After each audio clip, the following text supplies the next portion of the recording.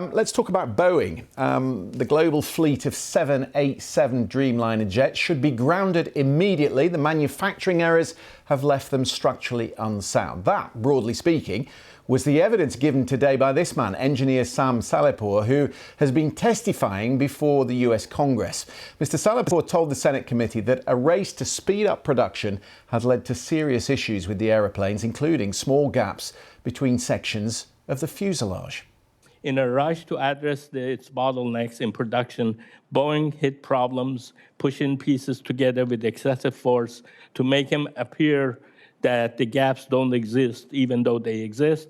The gap didn't actually go away, and this may result in premature fatigue failure.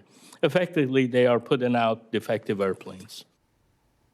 Well, in a statement Monday, Boeing said, "We are fully confident in the 787 Dreamliner because of the comprehensive work done to ensure the quality and long-term safety of the aircraft." These claims about the structural integrity of the 787 are inaccurate.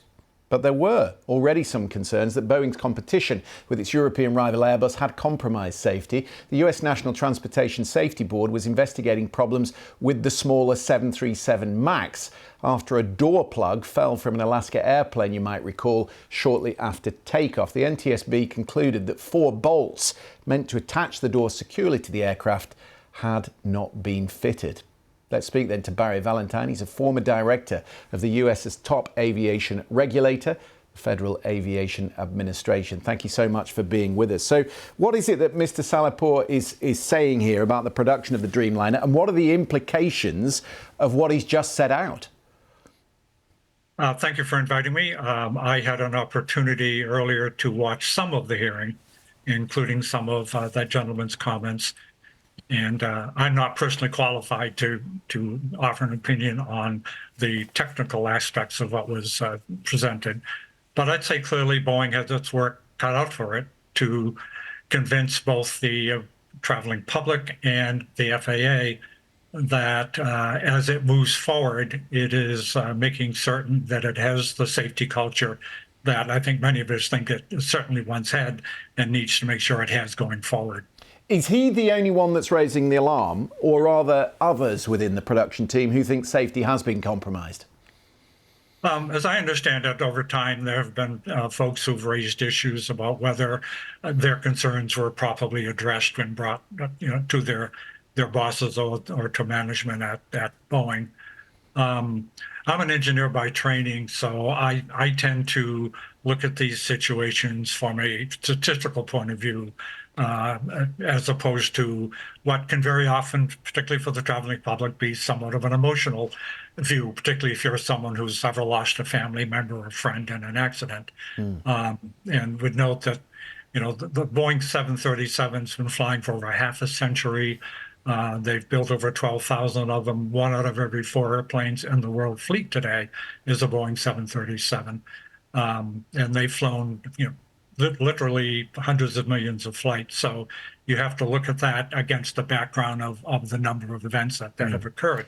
But again, I think there's been a consensus that over the last couple of decades, there's been kind of a management change at Boeing that where one could argue that there was greater emphasis on profits and at possibly the cost of what had historically been a good safety culture. In terms of regulation, though, I'm wondering now what the options are for the Senate committee, but also for the Federal Aviation Authority, because they're somewhat on the hook now. They've been given evidence by a whistleblower that it's not up to scratch. So what do they do, given that he thinks the entire fleet should be grounded? I disagree that the entire fleet should be grounded, but the FAA, as a result, most recently of the door plug, but as a result of other events over the years, but more recently has been looking very closely at Boeing. They visited his plant, they've had inspectors going through, and they have in fact found that there are issues that need to be addressed. And so the FAA is currently working with Boeing to see that becomes the case. And as we go forward, I think that's going to continue to be the case. Based on these hearings, I suspect there will be emphasis on making sure that there are a sufficient number of FAA personnel looking at what's going on in Boeing.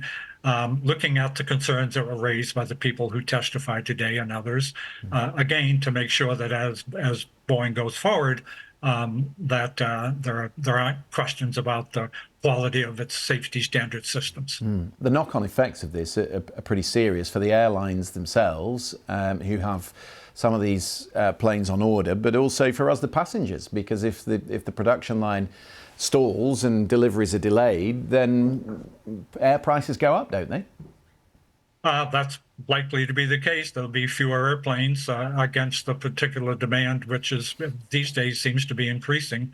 I mean, I know I recently bought an airplane ticket a couple of days ago, so I'm sensitive to the price structure in the industry right now, and that could very seriously be affected. Barry Valentine, good to talk to you. Thank you for coming on the programme. Thank you. My pleasure.